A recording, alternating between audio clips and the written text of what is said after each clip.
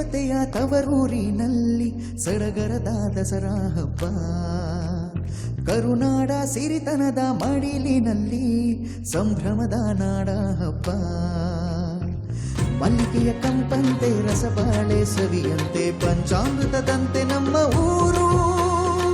ಸಾಹಿತ್ಯ ಸುಧೆಯಂತೆ ಸಂಗೀತದಿಂಪಂತೆ ಸ್ವರ್ಗ ಸಮ್ಮಾನವೇ ನಮ್ಮ ಮೈಸೂರು.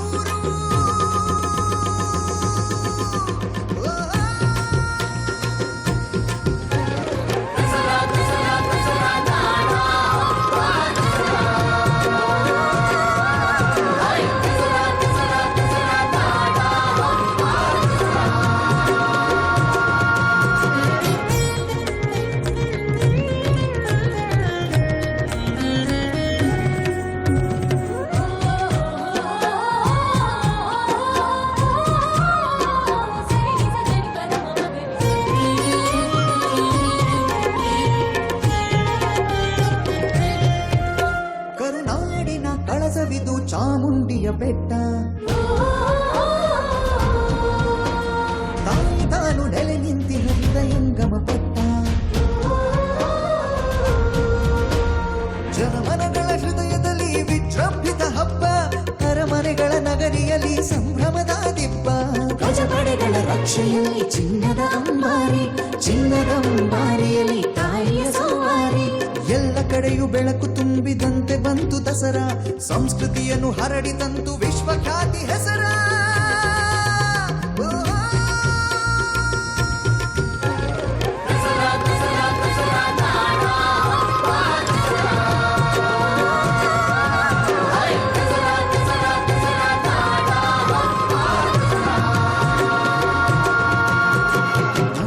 ಅಧಿದೇವತೆಯ ತವರೂರಿನಲ್ಲಿ ಸಡಗರದ ದಸರಾ ಹಬ್ಬ.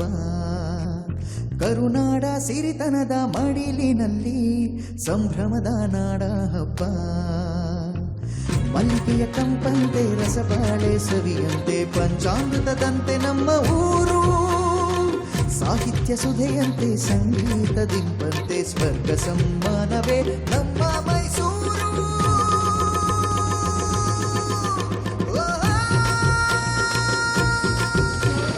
ಕರುನಾಡಿನ ಸಂಸ್ಕೃತಿಯ ಶಿಖರವಿದು ದಸರಾ.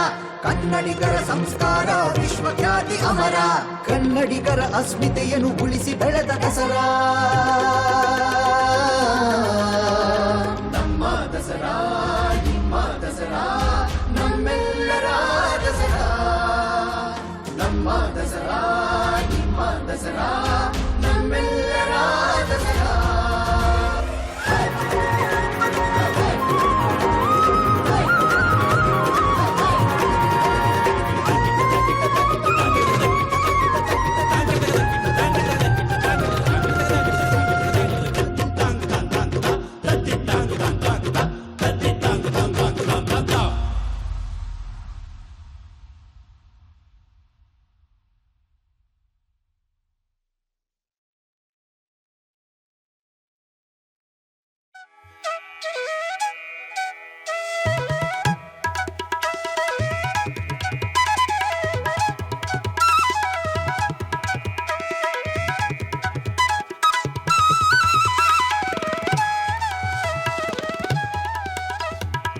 ವಿಶ್ವವಿಖ್ಯಾತ ಭಾರತದ ಉನ್ನತ ಪರಂಪರೆಯನ್ನು ಎತ್ತಿ ಹಿಡಿಯುವ ಕರುನಾಡ ಐತಿಹಾಸಿಕ ಮಹತ್ವವನ್ನುಳ್ಳ ವಿಜಯನಗರ ಅರಸರು ನಾಂದಿ ಹಾಡಿದ ನಾಡ ಹಬ್ಬ ನವರಾತ್ರಿಯ ರಂಗಿಗೆ ದಶಮಿಯ ಅಂಬಾರಿ ಮೆರವಣಿಗೆಯ ದಿಬ್ಬಣ ಹೊತ್ತು ತರುವ ಪಾರಂಪರಿಕ ನಗರಿ ಮೈಸೂರಿನ ದಸರಾ ಆಚರಣೆ ಮತ್ತೊಮ್ಮೆ ಹುರುಪಿನಿಂದ ಅನಾವರಣಗೊಳ್ಳಲು ಅಣಿಯಾಗಿದೆ.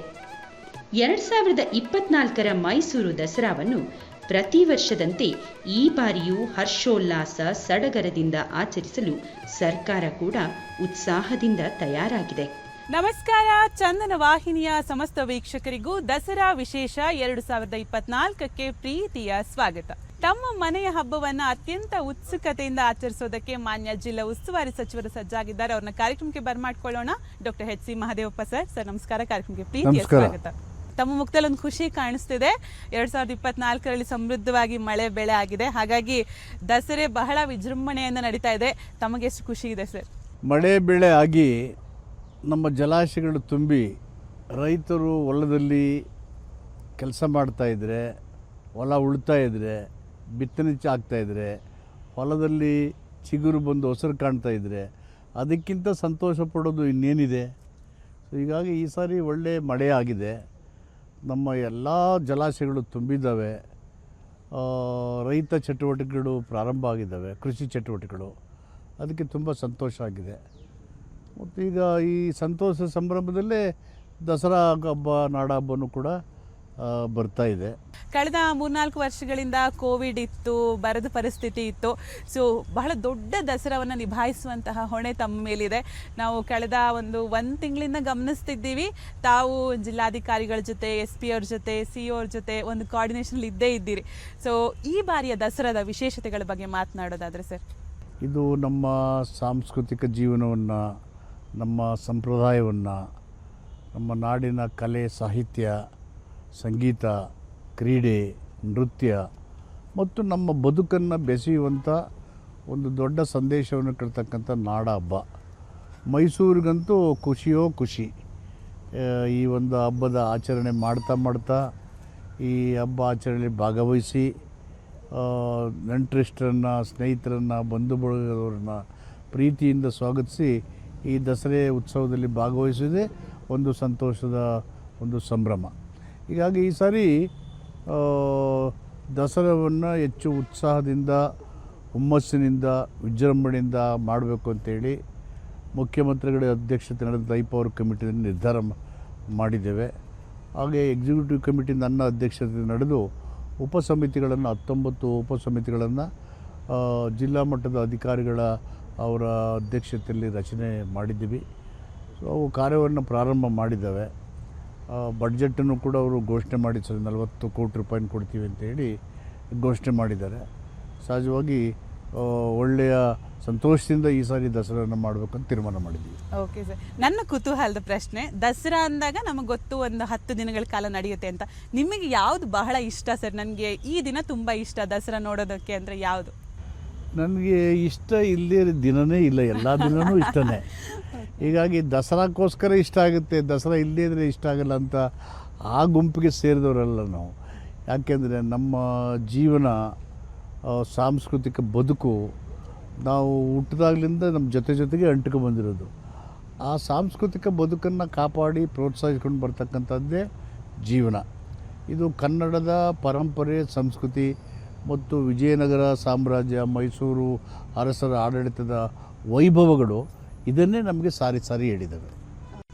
ದಸರಾ ಮೀಟಿಂಗ್ ಕರಿತೀರಿ, ಕರೆದಾಗ ಒಂದು ಮಾತು ಹೇಳ್ತೀರಿ, ದಸರಾ ಹೊತ್ತಿಗೆ ಯಾರೇ ಪ್ರವಾಸಿಗರು ಬರೋ ಹೊತ್ತಿಗೆ ಕೂಡ ರಸ್ತೆಗಳು ಸರಿಯಾಗಿರಬೇಕು, ಎಲ್ಲೇ ರಸ್ತೆಗಳು ಸ್ವಲ್ಪವೂ ಗುಂಡಿ ಇರಬಾರ್ದು ಅನ್ನುವಂತಹ ಒಂದು ಮಾತನ್ನು ಹೊರಡಿಸ್ತೀರಿ. ಹೇಳಿ ಕೇಳಿ ಮೈಸೂರು ಸ್ವಚ್ಛ ನಗರಿ, ಸಾಂಸ್ಕೃತಿಕ ನಗರಿ. ಈ ಸಂದರ್ಭದಲ್ಲಿ ಈ ಅಭಿವೃದ್ಧಿ ಕಾರ್ಯ ಹೇಗೆ ಸಾಗ್ತಾ ಇದೆ? ಈಗಾಗಲೇ ಸ್ವತಃ ಮುಖ್ಯಮಂತ್ರಿಗಳೇ ಜಿಲ್ಲಾಡಳಿತಕ್ಕೆ ಸೂಚನೆ ಕೊಟ್ಟಿದ್ದಾರೆ, ಎಲ್ಲೂ ಗುಂಡಿ ಇಲ್ಲದೆ ಇರತಕ್ಕಂಥ ರಸ್ತೆ ಮಾಡಬೇಕು ಅಂತ ಹೇಳಿ. ನಮ್ಮ ಮೈಸೂರಿನ ಸುತ್ತಮುತ್ತಲ ಎಲ್ಲ ರಸ್ತೆಗಳನ್ನು ಸಮೀಕ್ಷೆ ಮಾಡಿ ಒಂದು ಕ್ರಿಯಾ ಯೋಜನೆ ತಯಾರು ಮಾಡಿದ್ದಾರೆ. ಕಾಮಗಾರಿಯನ್ನು ಪ್ರಾರಂಭ ಮಾಡೋಕ್ಕೆ ಸೂಚನೆ ಕೊಟ್ಟಿದ್ದೀವಿ. ಮೈಸೂರನ್ನು ಶೃಂಗಾರ ಮಾಡಲಿಕ್ಕೆ ಕಾರ್ಯಕ್ರಮಗಳನ್ನು ರೂಪಿಸ್ತೇವೆ. ಓಕೆ ಸರ್, ಇನ್ನು ಮೈಸೂರು ಅಂದಾಗ ನಮಗೆ ಗೊತ್ತು ಲೈಟು. ತುಂಬ ಜನ ನನಗೆ ಹೇಳ್ತಿರ್ತಾರೆ, ನಾನು ಮೈಸೂರಿಗೆ ಬರೋದೇ ಲೈಟಿಂಗ್ ನೋಡೋದಕ್ಕೆ ಅಂತ. ಕಳೆದ ವರ್ಷ ಎಲ್ಲ ಸ್ವಲ್ಪ ಲಿಮಿಟೆಡ್ ದಿನಗಳಿಗಿತ್ತು, ಈ ವರ್ಷ 21 ದಿನಕ್ಕೆ ಮೀಸಲು ಇಟ್ಟಿದ್ದೀರಿ ಅಂತ. ಸೊ ಇದ್ರ ಬಗ್ಗೆ ಹೇಳಿ ಸರ್, ತಾವೆಷ್ಟು ಉತ್ಸುಕರಾಗಿದ್ದೀರಿ ಅಂತ? ವಿದ್ಯುತ್ ಅಲಂಕಾರದಲ್ಲಿ ಜನ ಹೆಚ್ಚು ಆಕರ್ಷಿತರಾಗ್ತಿದ್ದಾರೆ. ಈ ಸಾರಿ 21 ದಿನ ಮಾಡಿ ಅಂತೇಳಿ ನಮಗೆ ಸೂಚನೆ ಕೊಟ್ಟಿದ್ದಾರೆ. ಹೀಗಾಗಿ ವಿಭಿನ್ನವಾಗಿ ಬೇರೆ ಬೇರೆ ಭಾಗಗಳಲ್ಲಿ, ದೇಶದ ಬೇರೆ ಭಾಗಗಳಲ್ಲಿ, ಬೇರೆ ಕಾರ್ಯಕ್ರಮದಲ್ಲಿ ಯಾವ ರೀತಿ ಅವರು ಮಾಡ್ತಾಯಿದ್ರು ದೀಪಾಲಂಕಾರನ ಅಂತೇಳಿ ಹೊಸ ಯೋಜನೆಗಳನ್ನು ಅಥವಾ ವಿನ್ಯಾಸಗಳನ್ನು ಮಾಡಬೇಕು ಅಂತ ಸೂಚನೆ ಕೊಟ್ಟಿದ್ದೀವಿ. ಓಕೆ, ಮಾನ್ಯ ಮುಖ್ಯಮಂತ್ರಿಯವರು ತಾವು ಇಬ್ಬರು ಕೂಡ ಒಂದು ಸಮಾಲೋಚನೆ ಮಾಡಬೇಕಾದ್ರೆ ಹೇಳ್ತೀರಿ, ರೈತ ದಸರಾ ಆಗಿರಬಹುದು ಅಥವಾ ಯಾವುದೇ ಎಕ್ಸಿಬಿಷನ್, ಆಹಾರ ಮಳಿಗೆ ಎಲ್ಲವೂ ಕೂಡ ಸಂಪೂರ್ಣವಾಗಿರ್ಬೇಕು, ಯಾರೇ ಆಹಾರ ಕೊಂಡ್ರೂ ಕೂಡ ಕಡಿಮೆ ಬೆಲೆಗೆ ಅವ್ರಿಗೆ ಸಿಗಬೇಕು ಅಂತ. ಯಾಕೆ ಅನ್ನಿಸ್ತದೆ ಸರ್ ಈ ಥರದೊಂದು ಥಾಟ್? ಅಂದರೆ ಎಕ್ಸಿಬಿಷನ್ ಅಂತ ಬಂದವರಿಗೆ ನೋಡೋದೇ ಒಂದು ಸೊಬಗು. ಸೊ ಯಾಕೆ ತಮ್ಗೆ ಹಾಗೆ ಅನ್ನಿಸ್ತು ಅಂತ? ಎಷ್ಟು ಹೋರಾಟ ಮಾಡಿದ್ರು ಕೊನೆಗೆ ನಾವು ಊಟಕ್ಕೆ ಒಂದು ಹೊತ್ತಿನ ಊಟಕ್ಕಲ್ವಾ. ದಸರಾಕ್ಕೆ ಬಂದಂಥವ್ರು ಸಂತೃಪ್ತಿಯಾಗಿ ರುಚಿಕರವಾಗಿ ಕೈಗೆಟ್ಕೋ ಬೆಲೆಯಲ್ಲಿ ಅವರು ಊಟ ಮಾಡಲಿ, ತಿಂಡಿ ತಿನ್ನಲಿ ಅನ್ನೋದು ನಮ್ಮ ಅಭಿಲಾಷೆ. ನಾವು ಸಣ್ಣ ಹುಡುಗರಿಗೆ ದುಡ್ಡೇ ಇರ್ತಿಲ್ಲ ಸರಿಯಾಗಿ, ಅರ್ಧಂಬರ್ಧ ಕಾಸು ಇರ್ತಾಯಿತ್ತು, ಅರ್ಧ ಹೊಟ್ಟೆ ತಿಂತದ್ದು. ಈಗ ಅಟ್ಲೀಸ್ಟು ನಾವು ಕಷ್ಟಪಟ್ಟಿದ್ವಿ, ಚೆನ್ನಾಗಾರು ಊಟ ಮಾಡಲಿ ಅಂತ ಆ ಬಯಕೆ ನಮ್ಮದು. ಓಕೆ ಸರ್, ಇನ್ನೊಂದು ಗಮನಿಸಿದೆ ನಾನು, ನಮಗೆ ದಸರಾ ಪಂಜಿನ ಕವಾಯಿತು ಅಂತೆಲ್ಲ ಬಂದಾಗ ಈ ಸ್ತಬ್ಧ ಚಿತ್ರಗಳು ಬಹಳ ಆಸಕ್ತಿ. ಆದರೆ ಈ ಸಾರಿ ಕರ್ನಾಟಕ ಸರ್ಕಾರದ 5 ಗ್ಯಾರಂಟಿ ಯೋಜನೆಗಳ ಒಂದು ಸಕ್ಸಸ್ ಬಗ್ಗೆ ಸ್ತಬ್ಧ ಚಿತ್ರ ಮಾಡಬೇಕು ಅಂತ ತಾವು ಒಂದು ಕಡೆ ಹೇಳ್ತೀರಿ. ಅದರ ಬಗ್ಗೆ ಮಾತನಾಡೋದಾದರೆ ಸರ್? ಅದು ಸರ್ಕಾರದ ಯೋಜನೆಗಳನ್ನು ಮತ್ತು ನಮ್ಮ ಸಾಂಸ್ಕೃತಿಕ ಬದುಕನ್ನು, ಚಾರಿತ್ರಿಕ ವಿಷಯಗಳನ್ನು ಎಲ್ಲವನ್ನು ಒಳಗೊಂಡಿರ್ತದೆ ಈ ದಸರಾ ಮೆರವಣಿಗೆ. ಅದರಲ್ಲಿ 5 ಗ್ಯಾರಂಟಿಗಳು ಕೂಡಿರ್ತವೆ. 5 ಗ್ಯಾರಂಟಿಗಳ ವಿಶ್ಲೇಷಣೆ ಮಾಡಿದಾಗ ಲಕ್ಷಾಂತರ ಕುಟುಂಬಗಳು ನಿರ್ದಿಷ್ಟವಾಗಿ, ನಿಖರವಾಗಿ ಮಾಸಿಕ ಆದಾಯ ಇಲ್ಲದೇ ಬದುಕ್ತಾ ಇದ್ದಾರೆ. ಮಾಸಿಕ ಆದಾಯನೇ ಇಲ್ಲದೇ, ಬದುಕಿಗೆ ದಿಕ್ಕು ದೆಸೆನೇ ಇಲ್ಲದೇ ಇರತಕ್ಕಂಥ ಕುಟುಂಬಗಳಿಗೆ ಒಂದು ಸ್ವಾವಲಂಬಿನ ಬದುಕನ್ನು ಕೊಟ್ಟದ್ದು ಈ ಗ್ಯಾರಂಟಿಗಳು. ಸಹಜವಾಗಿ ಯಾರ ಮೇಲೂ ಅವಲಂಬಿತರಾಗದೇ ಪ್ರತಿ ತಿಂಗಳು ಅವ್ರಿಗೆ ಎಲ್ಲ 5 ಯೋಜನೆಗಳನ್ನು ಕ್ರೋಢೀಕರಿಸಿ ತಿಂಗಳಿಗೆ 4,000 ರಿಂದ 5,000 ರೂಪಾಯಿ ನಿರ್ದಿಷ್ಟವಾದಂಥ ಆದಾಯ ಬರುತ್ತಲ್ಲ, ಆದಾಯದ ಮೇಲೆ ಜನ ಸ್ವತಂತ್ರವಾಗಿ ಬದುಕ್ತಾ ಇದ್ದಾರೆ ಅಂತ ಹೇಳಿದರೆ ಅದು ಎಷ್ಟೊಂದು ಹೆಮ್ಮೆ ಪಡುವ ಸಂಗತಿ. ಆದಾಯನೇ ಇಲ್ಲ, ಪ್ರತಿದಿನ ದುಡಿಬೇಕು, ದುಡಿದಲ್ಲಿ ಆವತ್ತಿನ ದಿನಕ್ಕೆ ಅವರು ಜೀವನ ನಡೆಸಬೇಕಂತ ಪರಿಸ್ಥಿತಿಯಲ್ಲಿದ್ದ ಕುಟುಂಬಗಳು ಈಗ ಈ ಗ್ಯಾರಂಟಿಗಳಿಂದ ಕನಿಷ್ಠ ಆದಾಯ, ಬೇಸಿಕ್ ಇನ್ಕಮ್ ಅವ್ರಿಗೆ ಲಭ್ಯ ಆಗುತ್ತಲ್ಲ, ಅದು ದೊಡ್ಡ ಸಾಧನೆ.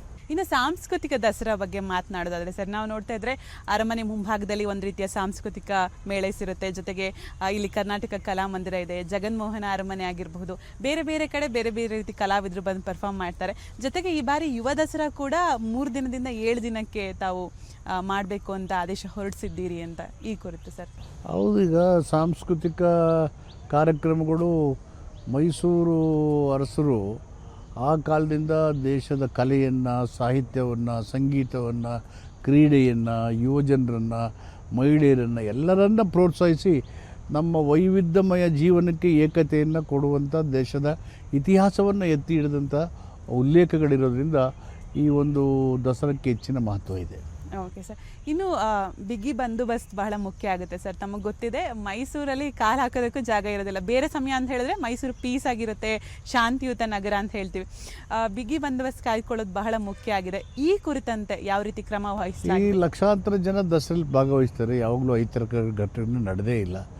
ಮೈಸೂರು ಶಾಂತಿ ಪ್ರಿಯರು ಮತ್ತು ಅವರು ಹೆಚ್ಚು ಅತಿಥಿಗಳನ್ನು ಸತ್ಕಾರ ಮಾಡೋದ್ರಲ್ಲಿ ಒಂದನೇ ಕೈ ಎತ್ತಿದ ಕೈ. ಹೀಗಾಗಿ ಮೈಸೂರಿನ ಜನ ನಮ್ಮ ಒಂದು ಪರಂಪರೆಯನ್ನು, ನಮ್ಮ ಸಂಸ್ಕೃತಿಯನ್ನು ಗೌರವಿಸಿ ಹೊರಗಿನಿಂದ ಜನರನ್ನು ಪ್ರೀತಿ ವಿಶ್ವಾಸದಿಂದ ಕಂಡು ಕಾನೂನಿನ ಸುವ್ಯವಸ್ಥೆಯನ್ನು ಮಾಡಲಿಕ್ಕೆ ಎಲ್ಲರೂ ಸಹಕಾರ ಕೊಟ್ಟಿದ್ದಾರೆ. ಅದು ಮುಂದುವರಿತದೆ. ಮತ್ತು ಗೃಹ ಇಲಾಖೆ ಅತ್ಯಂತ ಸಮರ್ಪಕವಾಗಿ ಎಲ್ಲ ದಸರಾಗಳನ್ನು ನೋಡಿದಾಗ ಅಹಿತಕರ ಘಟನೆ ಆಗದ ರೀತಿಯಲ್ಲಿ ಕಾನೂನು ಸುವ್ಯವಸ್ಥೆಯನ್ನು ವ್ಯವಸ್ಥಿತ ರೀತಿಯಲ್ಲಿ ಮಾಡ್ಕೊಂಡು ಬಂದಿದ್ದಾರೆ. ಅದು ಮುಂದುವರಿತದೆ. ಓಕೆ, ಈಗಾಗಲೇ ಗಜಪಡೆ ತಾಲೀಮ್ ಪ್ರಾರಂಭ ಆಗಿದೆ. ಎಲ್ಲರಲ್ಲೂ ಒಂದು ಸಣ್ಣ ನೋವಿದೆ, ಅರ್ಜುನ ಇಲ್ಲ ಅನ್ನೋದು. ತಾವು ಕೂಡ ದಸರೆನ ಬಂದು ಕಣ್ ತುಂಬಿಕೊಳ್ಬೇಕಾದ್ರೆ ಅರ್ಜುನನ್ನು ಕೂಡ ಕಂಡಿರ್ತೀರಿ. ಈ ಗಜಪಡೆ ತಾಲೀಮ್ ಬಗ್ಗೆ ಮಾತನಾಡೋದಾದರೆ ಸರ್? ಗಜಪಡೆ ನಾವು 9 ಆನೆಗಳನ್ನು 21ನೇ ತಾರೀಕು ಸ್ವಾಗತ ಮಾಡಿದ್ವಿ. ಈಗಾಗಲೇ ಅವು ಟ್ರೈನಿಂಗ್ ಆಗ್ತಾಯಿದ್ದಾವೆ. ಅವರು ಗುಂಡಾಸಿ, ಅವರು ಸಾರ್ವಜನಿಕರು ಬಂದಾಗ ಅವರು ಬೆದರಬಾರ್ದು ಅಂತೇಳಿ ತೂಕ ಹೆಚ್ಚಿಸಬೇಕು, ಅವ್ರಿಗೆ ಆಹಾರ ಕೊಡ್ತಾಯಿದ್ದೀವಿ, ಆರೋಗ್ಯ ನೋಡ್ತಾಯಿದ್ದೀವಿ. ಇದೆಲ್ಲ ತಾಲೀಮು ನಡೀತಾ ಇದೆ, ಇನ್ನೊಂದು ಮುಂದುವರಿತದೆ. ಅರ್ಜುನ ಇಲ್ಲದೆ ಇರೋದು ದುಃಖದ ಸಂಗತಿ. ಮೈಸೂರು ದಸರಾ ಅಂತ ಬಂದಾಗ ಇಲ್ಲಿ ಬರುವಂತಹ ಪ್ರವಾಸಿಗರು, ಪ್ರಯಾಣಿಕರು ಎಲ್ಲರೂ ಕೂಡ ಒಂದು ಸ್ವಚ್ಛತೆಯನ್ನು ಕಾಪಾಡಿಕೊಳ್ಳೋದು ಬಹಳ ಮುಖ್ಯ ಆಗುತ್ತೆ. ಈ ನಿಟ್ಟಿನಲ್ಲಿ ಯಾವೆಲ್ಲ ರೀತಿ ಕ್ರಮ ವಹಿಸ್ತಿದ್ದೀರಿ ಸರ್? ಖಂಡಿತ ನಮ್ಮ ಸ್ಥಳೀಯ ಆಡಳಿತ ಮೈಸೂರನ್ನು ಸ್ವಚ್ಛ ನಗರವನ್ನಾಗಿ ಇಡೋದಕ್ಕೆ ಪ್ರಾಮಾಣಿಕವಾಗಿ ಪ್ರಯತ್ನ ಮಾಡಿದೆ. ಅದರಲ್ಲಿ ನಮ್ಮ ಪೌರ ಕಾರ್ಮಿಕರ ರೋಲ್ ಇದೆಯಲ್ಲ, ಅವರ ಸೇವೆ ಅದು ಅವಿಸ್ಮರಣೀಯ. ಅವರು ಮೂಲ ಕಾರಣಕರ್ತರು. ಮೈಸೂರನ್ನು ಸ್ವಚ್ಛ ನಗರವಾಗಿ ಮಾಡಲಿಕ್ಕೆ ಹಗಲು ರಾತ್ರಿ ಅವರು ಪರಕೆ ಹಿಡಿದು ಬೀದಿಯನ್ನು ಕ್ಲೀನ್ ಮಾಡಿ ಸ್ವಚ್ಛತೆಯಿಂದ ಕಾಪಾಡಿದ್ದಾರೆ. 2 ಬಾರಿ ಮೈಸೂರು ಭಾರತ ದೇಶದ ಸ್ವಚ್ಛ ನಗರದ ಮೊದಲನೇ ಬಹುಮಾನವನ್ನು ಗಳಿಸಿರ್ತಕ್ಕಂಥದ್ದು ಹೆಮ್ಮೆಯ ವಿಷಯ. ಸದಾಕಾಲ ಮೈಸೂರು ಸ್ವಚ್ಛ ನಗರವಾಗಿ, ಕ್ಲೀನ್ ಸಿಟಿ ಅಂತಾಗಿ, ಈ ಒಂದು ಸ್ವಚ್ಛತೆ ದೇಶದ ಎಲ್ಲ ಕಡೆ ವಾಸ ಮಾಡುವ ನಗರ ಪ್ರದೇಶಗಳಲ್ಲಿ ಪಸರಿಸಲಿ.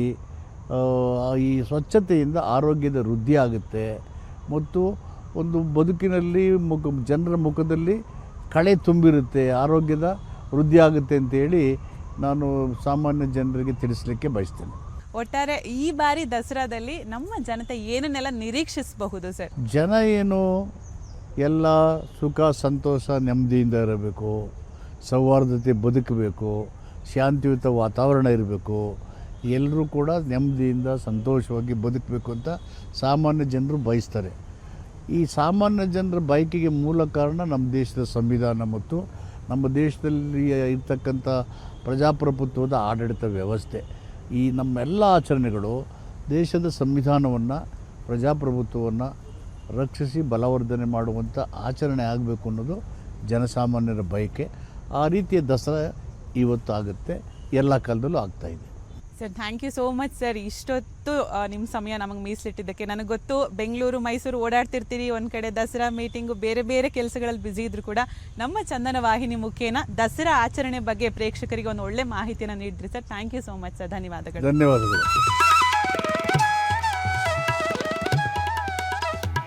ನಗರದಲ್ಲೇನೂ ಹಬ್ಬದ ಗುಂಗಿರಬಹುದು, ಸಡಗರ ಸಂಭ್ರಮ ಇರಬಹುದು, ಆದರೆ ಅಷ್ಟೇ ನಗರದ ಸ್ವಾಸ್ಥ್ಯ ಕಾಳಜಿಯನ್ನು ಕಾಪಿಡುವುದು ಕೂಡ ಮುಖ್ಯ.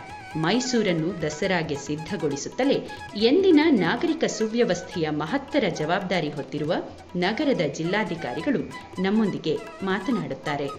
ಈ ಬಾರಿಯ ದಸರಾ ಯಾವೆಲ್ಲ ರೀತಿಯಿಂದ ವಿಭಿನ್ನವಾಗಿರುತ್ತೆ ಅನ್ನೋದ್ರ ಬಗ್ಗೆ ಮಾತನಾಡೋದಕ್ಕೆ ನಮ್ಮ ಜೊತೆಗೆ ಮಾನ್ಯ ಜಿಲ್ಲಾಧಿಕಾರಿಗಳು ಮೈಸೂರು ಜಿಲ್ಲೆ ಲಕ್ಷ್ಮೀಕಾಂತ್ ರೆಡ್ಡಿ ಸರ್ ಇದ್ದಾರೆ. ಅವ್ರನ್ನ ಮಾತನಾಡಿಸೋಣ. ಸರ್ ನಮಸ್ಕಾರ. ನಮಸ್ಕಾರ. ಮೊದಲನೇದಾಗಿ ತಮಗೆ ಅಭಿನಂದನೆಗಳು. ಜಿಲ್ಲಾಧಿಕಾರಿಯಾಗಿ ಮೊದಲ ದಸರಾ ಮೈಸೂರಿನಲ್ಲಿ. ಪ್ರಾಯಶಃ ಜನರಷ್ಟೇ ಎಕ್ಸೈಟೆಡ್ ಆಗಿ ನೀವು ಕೂಡ ಅಂತ ಅನ್ಕೋತೀನಿ. ಸೊ ಎಷ್ಟು ಕುತೂಹಲ ಇದೆ ಸರ್ ದಸರಾ ಬಗ್ಗೆ? ಖಂಡಿತ ಇದೊಂದು ಒಳ್ಳೆ ಅಪಾರ್ಚುನಿಟಿ, ಪ್ಲಸ್ ಇಟ್ಸ್ ಬ್ಲೆಸ್ಸಿಂಗ್. ಏನೋ ಒಂದು ಜಿಲ್ಲಾಧಿಕಾರಿಯಾಗಿ ಮೈಸೂರು ದಸರೆ ಒಂದು ನಡೆಸ್ಕೊಡೋದು, ಒಂದು ಆಚರಣೆ ಮಾಡೋದು, I feel it's a blessing. ಇದೊಂದು ಪುಣ್ಯದ ಕೆಲಸ. ತಾಯಿ ಚಾಮುಂಡೇಶ್ವರಿ ಆಶೀರ್ವಾದದಿಂದ ಈ ಅವಕಾಶ ಸಿಕ್ಕಿದೆ. ಖಂಡಿತವಾಗೂ ಈ ಅವಕಾಶಕ್ಕೆ ತಕ್ಕಂತೆ ನಾವು ಕೆಲಸ ಮಾಡಲು ಸಿದ್ಧತೆ ಮಾಡಿಕೊಳ್ತಾ ಇದ್ದೇವೆ. ನಮಗೆಲ್ಲ ಗೊತ್ತು ದಸರಾ ಸಮಿತಿ ಬಗ್ಗೆ ಅಲ್ಲಿ ಮಾನ್ಯ ಮುಖ್ಯಮಂತ್ರಿಗಳು, ಉಸ್ತುವಾರಿ ಸಚಿವರೆಲ್ಲ ಇರ್ತಾರೆ. ಆದರೆ ತಾವು ಉಪಸಮಿತಿ ಅಂತ ಹೇಳಿ 19 ಉಪಸಮಿತಿಯನ್ನು ರಚನೆ ಮಾಡಿದ್ದೀರಿ. ಯಾವುದೇ ಹಣ ಎಲ್ಲೂ ಕೂಡ ಪೋಲಾಗಬಾರ್ದು, ಪಾರದರ್ಶಕತೆಯಿಂದ ಡಿಸ್ಟ್ರಿಬ್ಯೂಟ್ ಆಗಬೇಕು ಅನ್ನೋ ರೀತಿ ಪ್ರೆಸ್ ಮೀಟ್ನಲ್ಲಿ ಮಾತನಾಡಿದ್ರಿ. ಸೊ ಉಪಸಮಿತಿ ಅಂದರೆ ಯಾವ ರೀತಿ ರಚನೆ ಮಾಡಿದ್ದೀರಿ, ಯಾರೆಲ್ಲ ಅದರ ಮುತುವರ್ಜಿ ವಹಿಸ್ತಾರೆ, ನೀವು ಹೇಗೆ ಅದನ್ನ ಗೈಡ್ ಮಾಡ್ತೀರಿ ಅಂತ ಸರ್? ಇಲ್ಲ, ಖಂಡಿತ ದಸರಾದಲ್ಲಿ ನಾವು ಮೇಯ್ನಾಗಿ ನೋಡೋದು ಕೇವಲ ನಮಗೆ ಟಿ ವಿಯಲ್ಲಿ ಕಾಣೋದು ಇತ್ಯಾದಿ ಆ ಜಂಬೂ ಸವಾರಿ ಮಾತ್ರ. ಬಟ್ ದಸರಾ ಕೇವಲ ಜಂಬೂ ಸವಾರಿಗೆ ಮಾತ್ರ ಸೀಮಿತವಾಗಿರೋದಿಲ್ಲ. ಅದೊಂದು 10 ದಿವಸ, ಇನ್ಫ್ಯಾಕ್ಟ್ ಅಕ್ಟೋಬರ್ 3ರಿಂದ ಅಕ್ಟೋಬರ್ 12 ಈ ಟೈಮು ದಸರಾ ಇರುತ್ತೆ.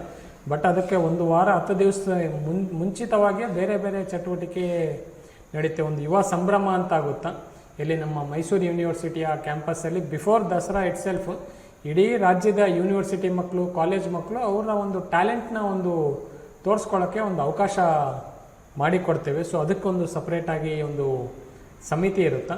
ಪ್ಲಸ್ ನಮ್ಮದು ರೈತ ದಸರಾ ಅಂತ ಮಾಡ್ತೇವೆ. ಈ ವರ್ಷ ವಿಶೇಷವಾಗಿ ರೈತರಿಗೆ ಏನು ಒಂದು ಉಪಯೋಗವಾಗುವಂಥದ್ದು, ಒಂದು ಮಾನ್ಯ ಮುಖ್ಯಮಂತ್ರಿಗಳು ಮತ್ತು ಮಾನ್ಯ ಜಿಲ್ಲಾ ಉಸ್ತುವಾರಿ ಸಚಿವರುಗಳ ಒಂದು ನಿರ್ದೇಶನ ಮತ್ತು ಮಾರ್ಗದರ್ಶನ ಮೇರೆಗೆ ರೈತರಿಗೆ ಒಂದು ಉಪಯೋಗಕರವಾಗಂಥದ್ದು. ಅವ್ರಿಗೇನು ಈಗ ಭಾಳಷ್ಟು ಅಡ್ವಾನ್ಸ್ ಟೆಕ್ನಾಲಜಿ ಎಲ್ಲ ಬಂದಿದೆ ದೇಶದಲ್ಲಿ, ವಿದೇಶಗಳಲ್ಲಿ. ಅದೆಲ್ಲದ್ರದ್ದು ಒಂದು ಎಕ್ಸಿಬಿಷನ್ ರೀತಿಯಲ್ಲಿ ಮಾಡಿ ಇಲ್ಲಿ ಮೈಸೂರು ಜಿಲ್ಲೆಯ ರೈತರು ಮತ್ತು ಸುತ್ತಮುತ್ತಲ ರೈತರಿಗೆ ಅದೊಂದು ಅವೇರ್ನೆಸ್ ಕೊಡೋ ರೀತಿಯಲ್ಲಿ ಅದೊಂದು ರೈತ ದಸರಾ ಆಗುತ್ತೆ. ಅದೇ ರೀತಿ ಮಹಿಳೆಯರಿಗೆ ಕೆಲವೊಂದು ಆ್ಯಕ್ಟಿವಿಟೀಸ್ ಇರುತ್ತೆ, ಮಕ್ಕಳಿಗೆ ಆ್ಯಕ್ಟಿವಿಟೀಸ್ ಇರುತ್ತೆ, ಕವಿಗೋಷ್ಠಿ ಅಂತ ಇರುತ್ತೆ. ಈ ರೀತಿ ಹಲವಾರು ಚಟುವಟಿಕೆ ಇರೋದ್ರಿಂದ ಎಲ್ಲ ಒಂದು ಆ್ಯಕ್ಟಿವಿಟಿನ ಒಂದು ಕೋರ್ಡಿನೇಟ್ ಮಾಡಿ ಯಾವುದೇ ಒಂದು ಲೋಪದೋಷವಿಲ್ಲದೆ ಯಾವುದೊಂದು ಆಗಬೇಕು ಅಂತದಕ್ಕೆ ಪ್ರತಿಯೊಂದಕ್ಕೂ ಒಂದು ತಂಡ ಮಾಡಿಕೊಂಡು ಅವ್ರಿಗೆ ರೆಸ್ಪಾನ್ಸಿಬಿಲಿಟಿ ಪ್ಲಸ್ ಅಕೌಂಟಬಿಲಿಟಿ ಕೊಡ್ತೇವೆ. ಅವ್ರಿಗೆ ಕೊಟ್ಟಿರೋ ಒಂದು ಕಾರ್ಯವ್ಯಾಪ್ತಿಯಲ್ಲಿ ಅವರು ಅಚ್ಚುಕಟ್ಟಾಗಿ ಕೆಲಸ ಮಾಡ್ತಾ ಇಡೀ ದಸರಾ ಎಲ್ಲ ಚಟುವಟಿಕೆಗಳನ್ನು ಒಂದು ಸಕ್ಸಸ್ಫುಲ್ ಮಾಡೋದಕ್ಕೆ ನಾವು ಈ ಉಪಸಮಿತಿಗಳನ್ನು ರಚಿಸಬೇಕಾಗಿದೆ. ಜಿಲ್ಲಾಡಳಿತದಿಂದ ತಾವು ಲೀಡ್ ಮಾಡ್ತಿದ್ದೀರಿ ಅಂತ ಹೇಳಿದ್ರೆ ಯಾವೆಲ್ಲ ಇಲಾಖೆಗಳು ಇದರಲ್ಲಿ ಒಳಪಡ್ತವೆ ಸರ್? ಆಲ್ಮೋಸ್ಟ್ ಎವ್ರಿ ಡಿಪಾರ್ಟ್ಮೆಂಟ್ ಅವ್ರದ್ದೇ ಆದ ಒಂದು ರೋಲ್ ಆ್ಯಂಡ್ ಕಾಂಟ್ರಿಬ್ಯೂಷನ್ ಇರುತ್ತೆ. Take for example energy department ತೊಗೊಂಡ್ರೆ ಅವರು ಇಡೀ ಮೈಸೂರನ್ನು ಅವರೊಂದು ಲೈಟಿಂಗ್ ಮಾಡಿ ಒಂದು ಅಟ್ರಾಕ್ಟಿವ್ ಆಗಿ ಮಾಡೋದಕ್ಕೆ ಅವ್ರದ್ದೇ ಒಂದು ಕಾಂಟ್ರಿಬ್ಯೂಷನ್ ಇರುತ್ತೆ. PWD ಇಲಾಖೆದು ಎಲ್ಲ ಕಡೆ ನಮ್ಮ ಆರ್ಟಿಸ್ಟ್ಗಳಿಗೆ ಅದು ಪರ್ಫಾರ್ಮ್ ಮಾಡೋಕ್ಕೆ ಸ್ಟೇಜ್ ಮಾಡೋದಾಗಲಿ ಇನ್ನೊಂದಾಗಲಿ ಅವರ ಒಂದು ಕಾಂಟ್ರಿಬ್ಯೂಷನ್ ಇರುತ್ತೆ. ಅದೇ ನಮ್ಮ Kannada culture is the over all coordinating department. Agriculture department, horticulture department ಎಲ್ಲರೂ ಸೇರ್ಕೊಂಡು ರೈತ ದಸರಾ ಮಾಡ್ತಾರೆ. ವುಮೆನ್ ಆ್ಯಂಡ್ ಚೈಲ್ಡು ಎಜುಕೇಷನ್ ಸೇರಿ ಮಹಿಳಾ ಮತ್ತು ಮಕ್ಕಳ ದಸರಾ ಮಾಡ್ತಾರೆ. ಅರ್ಬನ್ ಡೆವಲಪ್ಮೆಂಟಿಂದ ಎಲ್ಲ ನಮ್ಮ ಮೈಸೂರು ಸಿಟಿಯಲ್ಲಿ ಸ್ವಚ್ಛ, ಲಕ್ಷಾಂತರ ಜನರು ಬಂದರೂ ಯಾವುದೋ ಒಂದು ಕಸ ಕಾಣದೆ ಒಂದು ಸ್ವಚ್ಛತೆ ಇರೋದ್ರಲ್ಲಿ ಅರ್ಬನ್ ಡೆವಲಪ್ಮೆಂಟ್ ಡಿಪಾರ್ಟ್ಮೆಂಟ್ನ ಪೌರ ಕಾರ್ಮಿಕರದ್ದು ಅವ್ರದ್ದೇ ಆದ ಒಂದು ಕಾಂಟ್ರಿಬ್ಯೂಷನ್ ಇದೆ.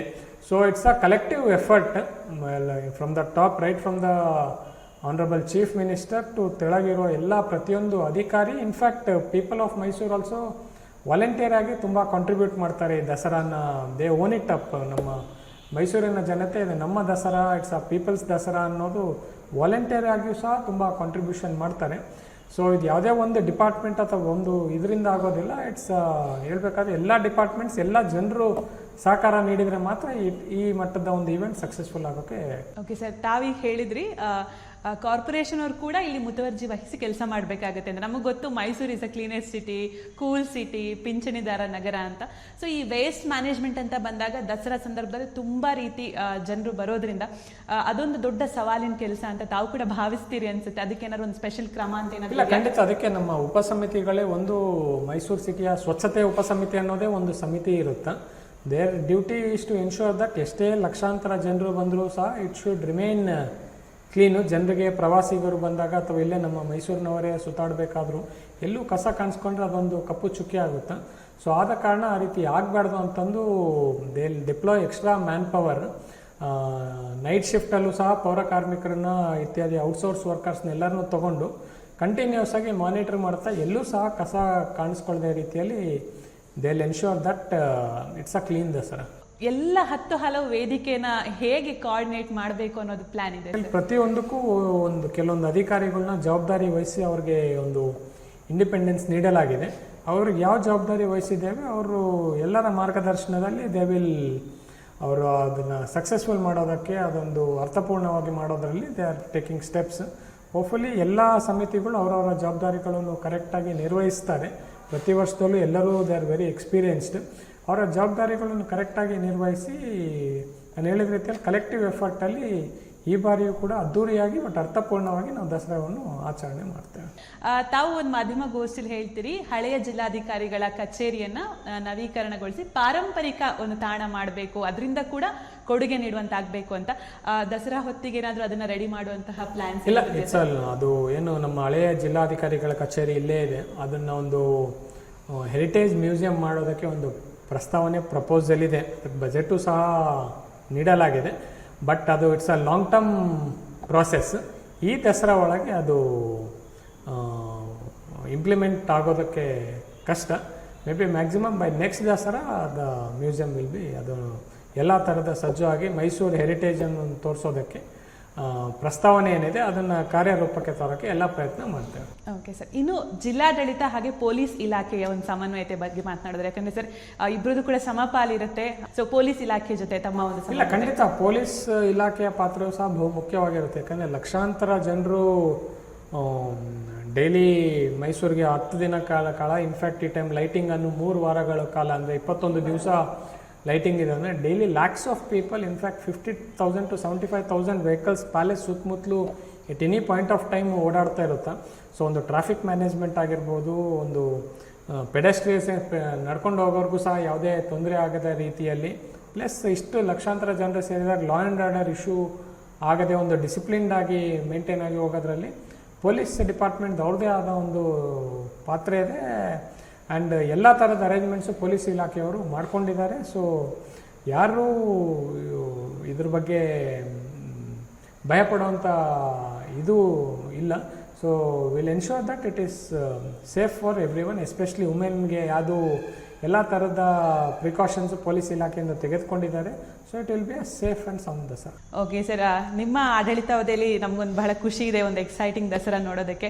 ತಾವು ಜನತೆಗೆ ಯಾವ ರೀತಿ ಕರೆ ಕೊಡ್ತೀರಿ ಸರ್? ಖಂಡಿತ ಜನರು ಸಹ ಪ್ರತಿ ಬಾರಿ ಮೈಸೂರು ಸಿಟಿಯಾಗಲಿ ಮೈಸೂರು ಜಿಲ್ಲೆಯ ಜನತೆ ಪ್ರತಿ ಬಾರಿ ದಸರಾದಲ್ಲೂ ಸಹ ಮತ್ತು ಪ್ರತಿಯೊಂದು ಇದರಲ್ಲಿ ಯಾವುದೇ ಸರ್ಕಾರ ಜಿಲ್ಲಾಡಳಿತ ಒಂದು ಕರೆ ನೀಡಿದರೆ ಅದಕ್ಕೆ ಸಹಕಾರ ಖಂಡಿತವಾಗಿಯೂ ಮೈಸೂರು ಜಿಲ್ಲೆಯ ಜನತೆ ನೀಡ್ತಾರೆ. ಈ ಬಾರಿಯೂ ಸಹ ಅದೇ ರೀತಿ ನೀಡ್ತಾರೆ.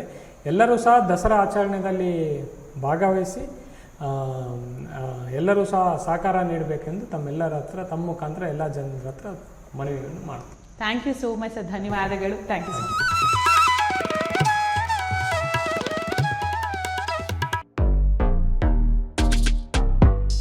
ಮೈಸೂರನ್ನು ಕಾಣಬರುವ ಪ್ರವಾಸಿಗರ ಸುರಕ್ಷತೆ ಕಾಯ್ದಿಡುವ ಆರಕ್ಷಕರ ಹೊಣೆ ಗಂಭೀರವಾದದ್ದು. ನಗರದ ಪೊಲೀಸ್ ಆಯುಕ್ತರು ಈ ಗುರುತರ ಜವಾಬ್ದಾರಿಯ ನಿರ್ವಹಣೆಗಾಗಿ ಕೈಗೊಂಡಿರುವ ಕ್ರಮಗಳನ್ನು ಹೀಗೆ ವಿವರಿಸಿದರು.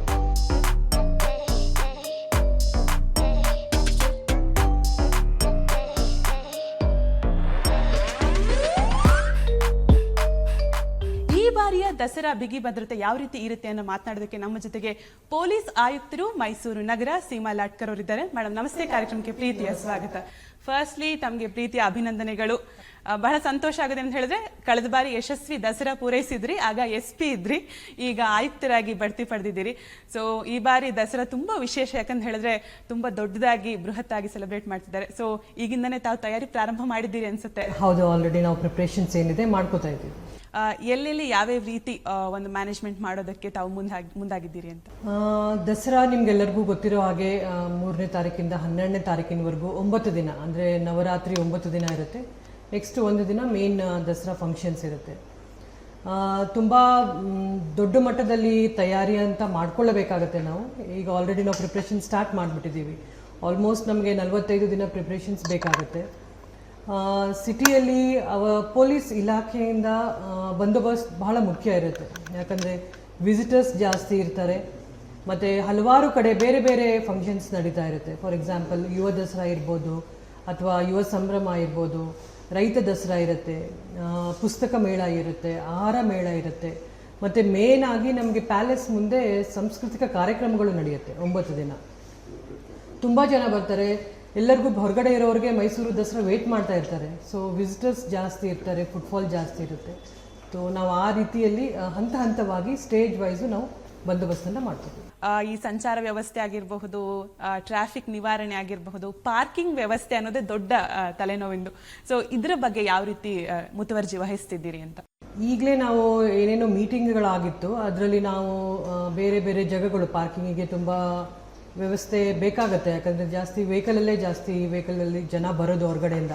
ಬ್ಯಾಂಗ್ಳೂರಿಗೆ ಮೈಸೂರು ಹತ್ತಿರ ಆಗಿಬಿಟ್ಟಿದೆ ಇವಾಗ. ಸೊ ವೆಹಿಕಲ್ ತೊಗೊಂಡು ಬರ್ತಾರೆ. ಟ್ರಾಫಿಕ್ಕು ಲಾಸ್ಟ್ ಟೈಮು ಚೆನ್ನಾಗಿ ಆಗಿತ್ತು. ಸೊ ಏನೇನು ಲ್ಯಾಕ್ಯುನಸ್ ಲಾಸ್ಟ್ ಟೈಮ್ ಇತ್ತು ಅದನ್ನು ನಾವು ಸರಿಪಡಿಸ್ಕೊಂಡು ಈ ಸಲ ಇನ್ನೂ ಚೆನ್ನಾಗಿ ಮಾಡೋಕ್ಕೆ ನಾವು ಪ್ರಯತ್ನ ಮಾಡ್ತಾ ಇದ್ದೀವಿ. ಮೈಸೂರು ಲೈಟಿಂಗ್ಸ್ ನೋಡೋದಕ್ಕೆ ಜನ ಬರ್ತಾರೆ ಅಂತ. ಸೊ ಈ ಸರಿ 21 ದಿನ ಮಾಡಬೇಕು ಅಂತ ಅಂದ್ಕೊಂಡಿದ್ದಾರೆ. ಸೊ ಈ ಬಗ್ಗೆ ಯಾವ ರೀತಿ ಒಂದು ಕ್ರಮ ಮೇಡಮ್? ಲೈಟಿಂಗ್ಸ್ ನೋಡೋಕ್ಕೆ ಬೇರೆ ಡಿಪಾರ್ಟ್ಮೆಂಟಿಂದ ಅವರು ಬೇರೆ ವೆಹಿಕಲ್ ಆಗಲಿ ಅದನ್ನೆಲ್ಲ ಅರೇಂಜ್ ಮಾಡಿರ್ತಾರೆ. ಸೊ ಲೈಟಿಂಗ್ ದಸರಾ ಮುಗಿದ ಮೇಲೂ ಸಹ ನಮಗೆ ಇರುತ್ತೆ. ಆ್ಯಕ್ಚುಲಿ 9 ಡೇಸ್ ಬಿಟ್ಟು ಮತ್ತೆ ನೆಕ್ಸ್ಟು ಕಂಟಿನ್ಯೂ ಆಗುತ್ತೆ. ಕಂಟಿನ್ಯೂ ಆಗೋ ಪ್ರೋಗ್ರಾಮ್ಗಳಲ್ಲಿ ಮೈಸೂರು ನಗರದಲ್ಲಿ ಲೈಟಿಂಗ್ ಒಂದು ಮತ್ತು ಎಕ್ಸಿಬಿಷನ್ ಒಂದು, ಅದು ಆಲ್ಮೋಸ್ಟ್ 1 ಮಂತ್ ಇರುತ್ತೆ. ಸೊ ಇದೆರಡು 21 ದಿನ ಲೈಟಿಂಗ್ ಇರೋದ್ರಿಂದ ನಾವು ರಾತ್ರಿ ಅವರು ಟೈಮಿಂಗ್ಸ್ ಕೊಟ್ಟಿರ್ತಾರೆ. ಎಷ್ಟು 11 ಗಂಟೆ ಆಗಲಿ 10 ಗಂಟೆವರೆಗೂ ಅವರು ಡಿಸೈಡ್ ಮಾಡ್ತಾರೆ ಟೈಮಿಂಗ್ಸು, ಲೈಟಿಂಗ್ ಯಾವಾಗ ಇರಬೇಕು ಅಂತ ಹೇಳಿ, ಯಾವಾಗಿನವರೆಗೂ ಇರಬೇಕು ಅಂತ ಹೇಳಿ. ಅಲ್ಲಿವರೆಗೂ ನಾವು ನಮ್ಮ ಪೊಲೀಸ್ ಬಂದೋಬಸ್ತ್ ಕರೆಕ್ಟಾಗಿ ಇಟ್ಕೊಂಡಿರ್ತೀವಿ. ಸೊ ಸೇಫಾಗಿ ಎಲ್ಲರೂ ನಿರ್ಭೀತಿಯಿಂದ ಬಂದು ದಸರಾನ ಆಚರಿಸ್ಬೋದು. ಅದನ್ನು ನಾನು ಪೊಲೀಸ್ ಆಯುಕ್ತರಾಗಿ ನಾನು ಅದನ್ನು ಎಲ್ಲರಿಗೂ ಆಶ್ವಾಸನೆ ನೀಡ್ತೀನಿ. ಸೊ ನನಗೆ ಅನ್ಸೋದೇನಂದ್ರೆ, ಇಡೀ ಮೈಸೂರು ಪೊಲೀಸ್ ಇಲ್ಲಿದಾರಾ ಅಥವಾ ರಾಜ್ಯದ ಮೂಲೆಯಿಂದನೂ ಬಂದು ಇಲ್ಲಿ ಕೆಲಸ ಮಾಡ್ತಿದಾರಾ? ಇಲ್ಲ, ಬೇರೆ ಕಡೆಯಿಂದನೂ ನಾವು ಬೇರೆ ಕಡೆಯಿಂದನೂ ತರಿಸ್ಕೋತೀವಿ. ಸ್ಟೇಜ್ ವೈಸ್ ಬರ್ತಾರೆ ನಮಗೆ ಬಂದೋಬಸ್ತಿಗೆ. ಸೊ ಸುಮಾರು 4,000ಕ್ಕಿಂತ ಜಾಸ್ತಿ ಜನ ಪೊಲೀಸರು ಇರ್ತಾರೆ. ಸೊ ಹಂತವಾಗಿ ಅದನ್ನು ನಾವು ಬಂದೋಬಸ್ತನ್ನು ಮಾಡ್ತೀವಿ. ಈ ಎಕ್ಸಿಬಿಷನ್ ಸ್ಟಾಲ್ಸ್ ಎಲ್ಲೆಲ್ಲಿ ಇರುತ್ತೆ, ಅಲ್ಲೆಲ್ಲ ಯಾವ ರೀತಿ ಒಂದು ಸುರಕ್ಷತಾ ಕ್ರಮವನ್ನು? ಎಕ್ಸಿಬಿಷನ್ ಸ್ಟಾಲ್ ಅಂತ ಒಂದೇ ಇರೋದು. ಆ್ಯಕ್ಚುಲಿ ಎಕ್ಸಿಬಿಷನ್ ಗ್ರೌಂಡ್ ಅಂತಾನೆ ಇದೆ ದಸರಾದ್ದು. ಅಲ್ಲಿ ಎಲ್ಲ ಡಿಪಾರ್ಟ್ಮೆಂಟಿಂದ ಎಕ್ಸಿಬಿಷನ್ ಇರುತ್ತೆ. ರೈತ ದಸರಾ ಮತ್ತು ಆಹಾರ ಮೇಳ ಆಗಲಿ, ಪುಸ್ತಕ ಮೇಳ ಆಗಲಿ, ಅವ್ರಿಗೆ ಒಂದು ಗ್ರೌಂಡ್ ಕೊಡ್ತಾರೆ. ಅವ್ರು ಯಾವುದಾದ್ರೂ ಒಂದು ಪ್ಲೇಸನ್ನು ಸೆಲೆಕ್ಟ್ ಮಾಡಿಕೊಂಡು ಅಲ್ಲಿಗೆ ಅವರು ಏನು ಎಕ್ಸಿಬಿಷನ್ ಅಥವಾ ಅವ್ರೇನು ಸ್ಟಾಲ್ ಹಾಕೋಬೇಕು, ಅವರು ಅದೇನು ಅದನ್ನು ಪ್ರದರ್ಶನ ಮಾಡಬೇಕು ಅದು ಇಟ್ಕೊಂಡಿರ್ತಾರೆ. ಆ ಪ್ಲೇಸನ್ನು ನಾವು ಐಡೆಂಟಿಫೈ ಮಾಡ್ಕೊಂಡು ಅಲ್ಲಿ ಬಂದೋಬಸ್ತ್ ವ್ಯವಸ್ಥೆನ ಮಾಡ್ತೀವಿ. ಇನ್ನು ಉಳಿದಂತೆ ಬೇರೆ ಬೇರೆ ಕಡೆ ಕೂಡ ಕೆಲವೊಂದು ಕಾರ್ಯಕ್ರಮ ಬೇರೆ ಕಡೆ ಇರುತ್ತೆ. ನಮಗೆ ಮೈಸೂರು ಪೊಲೀಸ್ಗೆ ನಮ್ಮ ಅಂಡರಲ್ಲಿ ಇರೋದು 2 ಮೇನ್ ಪ್ರೋಗ್ರಾಮ್. ಒಂದು ಜಂಬೂ ಸವಾರಿ ಮೆರವಣಿಗೆ ಏನಿರುತ್ತೆ, ನೆಕ್ಸ್ಟು ಬನ್ನಿ ಮಂಟಪದಲ್ಲಿ ಪಂಜಿನ ಕವಾಯತ್ತು. ಅದು ತುಂಬ ವರ್ಷಗಳಿಂದ ಮಾಡ್ಕೊಂಡು ಬರ್ತಾ ಇದೆ. ಅದು 2 ಬಂದೋಬಸ್ತು ನಮ್ಮ ಅಂಡರಲ್ಲಿರುತ್ತೆ. ಅದಕ್ಕೆ DCP law and order Muthuraj ಅಂತ ಇದ್ದಾರೆ, DCP crime and traffic Janvi ಅಂತಿದ್ದಾರೆ. ಇಬ್ಬರು ಅದನ್ನು ಕಮಿಟಿಯಲ್ಲಿ ಅವರು ಇರೋದ್ರಿಂದ ಅದನ್ನು ಅವರು ಟೋಟಲ್ ಆಗಿ ನೋಡ್ಕೋತಾರೆ. ಓಕೆ ಮೇಡಮ್, ಇನ್ನೊಂದು ಏನಂತ ಹೇಳಿದ್ರೆ ಟೂರಿಸ್ಟ್ ಬಂದಾಗ ಹೋಟೆಲ್ ಮತ್ತೆ ಲಾಡ್ಜ್ ಫೆಸಿಲಿಟಿ ಆಗಿರಬಹುದು, ಅಲ್ಲಿ ಒಂದು ಭದ್ರತೆ ಬೇಕಾಗುತ್ತೆ. ಯಾಕಂದ್ರೆ ನೀವು ಎಂಥದ್ದೇ ಸಣ್ಣ ಜಾತ್ರೆ ಆದ್ರೂ ಕೂಡ ಸಣ್ಣ ಪುಟ್ಟ ಕಳ್ತನ ಆಗೋದು ಸಹಜ ಆಗಿರುತ್ತೆ. ಆದ್ರೆ ಮೈಸೂರಲ್ಲಿ ತುಂಬಾ ಜನ ಸೇರಿರೋದ್ರಿಂದ ಈ ಹೋಟೆಲ್ ಅಥವಾ ಲಾಡ್ಜ್ಗಳ ಮ್ಯಾನೇಜ್ಮೆಂಟ್ ಯಾವ ರೀತಿ ನಡೆಯುತ್ತೆ, ಹೇಗೆ? ಅವ್ರಿಗೂ ನಾವು ಮೀಟಿಂಗ್ ಮಾಡಿರ್ತೀವಿ. ಆ ಟೈಮಲ್ಲೂ ಸಹ ನಮಗೆ ಅದು ಇಂಪಾರ್ಟೆಂಟ್ ಸೆಕ್ಯೂರಿಟಿ ಆಸ್ಪೆಕ್ಟ್ ಆಗಿರುತ್ತೆ. ಸೊ ಎಲ್ಲ ಹೋಟೆಲ್ ಇರ್ಬೋದು, ಹೋಮ್ ಸ್ಟೇಸ್ ಇರ್ಬೋದು, ಬೇರೆ ಏನು ಸರ್ವಿಸ್ ಅಪಾರ್ಟ್ಮೆಂಟ್ಸ್ ಇರ್ಬೋದು, ಅದೆಲ್ಲನೂ ನಾವು ಮೀಟಿಂಗ್ ಮಾಡಿಕೊಂಡು ಅಲ್ಲೂ ಸಹ ಬಂದೋಬಸ್ತ್ ವ್ಯವಸ್ಥೆ ಇರುತ್ತೆ ಸೆಕ್ಯೂರಿಟಿ. ಒಬ್ಬ ನಾರ್ಮಲ್ ಆಡಿಯನ್ ಆಗಿ ನಾವು ನೋಡ್ಬೇಕಾದ್ರೆ ಇಲ್ಲ ದಸರಾ ಕಣ್ ತುಂಬ್ಕೋಬೇಕು ಅಂತ ಯಾವ್ದು ನಿಮ್ಗೆ ಬೆಸ್ಟ್ ಪಾರ್ಟ್? ಪಂಜಿನ ಕವಾಯತನ, ಜಂಬೂ ಸವಾರಿನ, ಯಾವ್ದನ್ನ ನೋಡೋದಕ್ಕೆ ಬಹಳ? Whole Dasara process is exciting actually. ಫಸ್ಟಿಂದ ಹಿಡಿದು ಲಾಸ್ಟ್ವರೆಗೂ it's a different feeling. So ಅದರಲ್ಲಿ ನಾವು ಕೆಲಸ ಮಾಡಿಕೊಂಡು ನೋಡ್ತಾ ಇರ್ತೀವಿ, ಹತ್ತಿರದಿಂದ ನೋಡ್ತಾ ಇರ್ತೀವಿ. ಸೊ ಅದೊಂದು ಖುಷಿ. ಓಕೆ, ಇದು ಮೋಸ್ಟ್ಲಿ ನೀವು 45 ದಿನದ ಪ್ರೋಸೆಸ್ ಅಂತಿದ್ದೀರಿ. ಸೊ ನೀವು ಹೇಗೆ ಇನ್ಸಿಸ್ಟ್ ಮಾಡ್ತೀರಾ ನಿಮ್ಮ ಸ್ಟಾಫ್ಸ್ಗೆ ಇಲ್ಲಿ ಅಂತ? ಆಲ್ರೆಡಿ ನಾವು ನಮ್ಮ ಸ್ಟಾಫಿಗೆ ACP ಲೆವೆಲ್ ಆಗಲಿ, ಇನ್ಸ್ಪೆಕ್ಟರ್ ಲೆವೆಲ್ ಆಗಲಿ, ಅವ್ರವ್ರಿಗೆ ಒಂದೊಂದು ನಾವು ಕೊಟ್ಬಿಟ್ಟಿದ್ದೀವಿ. He will look after certain things ಅಂತ ಹೇಳಿ. VIP ಇರ್ಬೋದು, ಅಕಾಮಿಡೇಷನ್ ಇರ್ಬೋದು, ಈ ಬಂದಂಥ ಸಿಬ್ಬಂದಿಗೆ ನಾವು ಊಟದ ವ್ಯವಸ್ಥೆ ಇರ್ಬೋದು. ಸೊ ಎಲ್ಲ ಆಫೀಸರ್ಸ್ಗೂ ನಾವು ಒಂದೊಂದು ಕೆಲಸವನ್ನು ಹಂಚಿದ್ದೀವಿ. ಸೊ ಅವರು ಡಿಫ್ರೆಂಟಾಗಿ ಅವ್ರವ್ರಿಗೆ ಏನು ಕೊಟ್ಟಿರ್ತೀವಿ ಅದನ್ನು ನಿಭಾಯಿಸ್ತಾರೆ. ಅದ್ರ ಜೊತೆಗೆ ಅವರು ಏನು ಅವ್ರದ್ದು ಲಿಮಿಟ್ಸ್ ಇರುತ್ತೆ, ಅವ್ರದ್ದು ಜ್ಯೂರಿಸ್ಡಿಕ್ಷನ್ ಇರುತ್ತೆ, ಅಲ್ಲಿ ಏನೇನು ಕಾರ್ಯಕ್ರಮಗಳು ನಡೆದಿರ್ಬೋದು, ಬೇರೆ ಲಾ ಆ್ಯಂಡ್ ಆರ್ಡರ್ ಇಶ್ಯೂಸ್ ಇರ್ಬೋದು, ಡೇ ಟು ಡೇ ಅಫೇರ್ಸ್ ಏನಿದೆ ಅದನ್ನೆಲ್ಲ ಅವರು ಅಟೆಂಡ್ ಮಾಡ್ತಾರೆ. ಮಹಿಳೆಯರಿಗೋಸ್ಕರ ಸ್ಪೆಷಲಿ ಏನಾದರೂ ನಿಮ್ಮ ಸ್ಟಾಫ್ಸ್ನ ನಿಯೋಜನೆ ಮಾಡಿರೋದು ಆ ಥರದ್ದು ಏನಾದರೂ ಇದೆಯಾ? ನಮ್ಮದು ಒಂದು ಟೀಮ್ ಇದೆ. ಸೊ ಚಾಮುಂಡಿ ಪಡೆ ಅಂತ ಹೇಳಿ ಓನ್ಲಿ ವಿಮೆನ್ ಟೀಮ್, ಅವ್ರದ್ದು ಒಂದು ಇರುತ್ತೆ. ಕಮಾಂಡೋ ಟೀಮ್ ಅಂತ ಒಂದಿದೆ, ಅದು ಸಹ ನಾವು ಹಾಕೋತೀವಿ. ಅಪಾರ್ಟ್ ಫ್ರಮ್ ದಿಸ್ ನಮಗೆ ನೇಬರಿಂಗ್ ಸ್ಟೇಟ್ ಕೇರಳ ಇರ್ಬೋದು, ಏನು ಬೇರೆ ಕಡೆಯಿಂದ ನಮಗೆ ನೇಬರಿಂಗ್ ಸ್ಟೇಟ್ಸ್ ಇದೆ, ಅಲ್ಲಿಂದ ಸಹ ನಾವು ಕ್ರೈಮ್ ಸ್ಟಾಫನ್ನು ಕರೆಸ್ಕೋತೀವಿ. ಸೊ ದಟ್ ಅಲ್ಲಿಂದ ಬಂದು ಇಲ್ಲಿ ಮಾಡಿ ಹೋಗ್ಬೋದು. ಸೊ ನಮ್ಮ ಕ್ರೈಮ್ ಸ್ಟಾಫ್, ನಮ್ಮ ಪ್ರತಿಯೊಂದು ಸ್ಟೇಷನಲ್ಲೂ ಕ್ರೈಮ್ ಸ್ಟಾಫ್ ಅಂತ ಇರ್ತಾರೆ, ಅವ್ರದ್ದು ಮತ್ತು ಬೇರೆ ಸ್ಟೇಟ್ ಅವ್ರದ್ದು ಬೇರೆ ಕಡೆ ಹೊರಗಡೆಯಿಂದ ಕರೆಸ್ಕೊಂಡು ಒಂದು ಟೀಮ್ ಮಾಡಿ, ಅವರು ಯೂಶ್ವಲಿ ಮಫ್ತಿಲಿ ಇರ್ತಾರೆ, ಅಂದರೆ ಯೂನಿಫಾರ್ಮಲ್ಲಿ ಇರೋದಿಲ್ಲ. ಸೊ ಆ ಥರ ಅವೇರ್ನೆಸ್ಸನ್ನು ಕ್ರಿಯೇಟ್ ಮಾಡ್ತೀವಿ. ಪ್ಲಸ್ ಆ ಥರ ಏನಾದರೂ ಇನ್ಸಿಡೆಂಟ್ ಆದರೂ ಸಹ ನಮಗೆ ಇಮಿಡಿಯೇಟಾಗಿ ಪತ್ತೆ ಮಾಡೋಕ್ಕಾಗಲಿ, ಅವ್ರನ್ನ ಹಿಡಿಯೋಕ್ಕಾಗಲಿ ಒಂದು ಅನುಕೂಲ ಆಗುತ್ತೆ ನಮಗೆ. ಓಕೆ ಮ್ಯಾಮ್, ಹೆಲ್ಪ್ ಡೆಸ್ಕ್ ಥರ ಏನಾದರೂ? ಹೌದು, ನಮ್ಮಲ್ಲಿ ಸುಮಾರು ಒಂದು 20-25 ಕಡೆ ಪೊಲೀಸ್ ಹೆಲ್ಪ್ಲೈನ್ ಅಂದರೆ ಪೊಲೀಸ್ ಹೆಲ್ಪ್ ಡೆಸ್ಕನ್ನು ಮಾಡಿರ್ತೀವಿ. ಸೊ ಯಾರಿಗೆ ಏನೇ ಹೋಗೋಕ್ಕೆ ರೋಡ್ ಬೇಕಾಗಿರ್ಬೋದು, ಟ್ರಾಫಿಕ್ ರಿಲೇಟೆಡ್ ಇರ್ಬೋದು, ಪ್ಲೇಸಸ್ ಇರ್ಬೋದು, ಸೊ ಅದನ್ನೆಲ್ಲ ನಮ್ಮ ಎಲ್ಲ ಕಡೆ ಇದೆ. ಅವರಲ್ಲಿ ಏನು ಬೇಕೋ ಅವ್ರನ್ನ ಉಪಯೋಗ ತಗೋಬೋದು. ಜನತೆಗೆ ಏನು ಹೇಳ್ತೀರಿ? ದಸರಾನ ನೋಡಬೇಕು ಅಂತ ಬರೋರಿಗೆ ಹೇಗಿರಬೇಕು, ಶಿಸ್ತುಬದ್ಧವಾಗಿ ಯಾವ ರೀತಿ ಪಾಲನೆ ಮಾಡಬೇಕು ಅಂತ ಏನು ಹೇಳ್ತೀರಿ? ನಾನು ಎಲ್ಲ ಸಮಸ್ತ ಜನತೆಗೆ ಹೇಳೋದೇನಂತಂದರೆ, ನಿರ್ಭೀತಿಯಿಂದ ಬನ್ನಿ. ಪೊಲೀಸ್ ಇಲಾಖೆ ನಿಮ್ಮೊಂದಿಗೆ ಸದಾ ಇದೆ. ನಿಮ್ಮ ಸೆಕ್ಯೂರಿಟಿ ಆಸ್ಪೆಕ್ಟ್ ಆಗಿರ್ಬೋದು, ಬೇರೆ ಎಲ್ಲನೂ ನಾವು ಸರಿಯಾಗಿ ನೋಡ್ಕೋತೀವಿ. ಬಟ್ ತಾವು ಸಹ ಟ್ರಾಫಿಕ್ ರೂಲ್ಸ್ ಇರ್ಬೋದು, ಅದನ್ನು ಪಾಲಿಸಬೇಕಾಗತ್ತೆ. ಹೆಲ್ಮೆಟ್ ಹಾಕೊಂಡ್ಬರ್ಬೋದು, ಅಥವಾ ಸೀಟ್ ಬೆಲ್ಟ್ ಹಾಕೋದಾಗಲಿ, ಬೇರೆ ಪಾರ್ಕಿಂಗು, ಲೇನ್ ಡಿಸಿಪ್ಲಿನ್, ಅದನ್ನೆಲ್ಲ ಮೇಂಟೈನ್ ಮಾಡಿಕೊಂಡು ತಾವು ಸುರಕ್ಷಿತವಾಗಿ ಬಂದು ಇಲ್ಲಿ ಏನು ದಸರಾ ನಡೀತಾ ಇದೆ ಅದನ್ನು ನೋಡಿಕೊಂಡು ಸುರಕ್ಷಿತವಾಗಿ ಫ್ಯಾಮಿಲಿ ಜೊತೆ ಮನೆಗೆ ಹೋಗಬೇಕು ಅನ್ನೋದೊಂದೇ ನಮ್ಮದು ಆಸೆ. Okay, thank you so much madam, ಧನ್ಯವಾದಗಳು. ಈ ವರ್ಷ ಕೂಡ ಯಶಸ್ವಿ ದಸರಾ ಆಗಲಿ ಅಂತ ನಾನು ಆಶಿಸ್ತೀನಿ. Thank you so much. Thank you. ಆತ್ಮೀಯ ವೀಕ್ಷಕರೇ, ಇದನ್ನೆಲ್ಲ ನೋಡಿದ ಮೇಲೆ ಮೈಸೂರಿಗೆ ಹೋಗೋಣ ಅಂತ ನಿಮಗೆ ಅನ್ನಿಸ್ತಿದ್ರೆ ತಪ್ಪದೆ ಮೈಸೂರಿಗೆ ತೆರಳಿ ದಸರೆಯ ವರ್ಣದಲ್ಲಿ ಮಿಂದು ಬನ್ನಿ.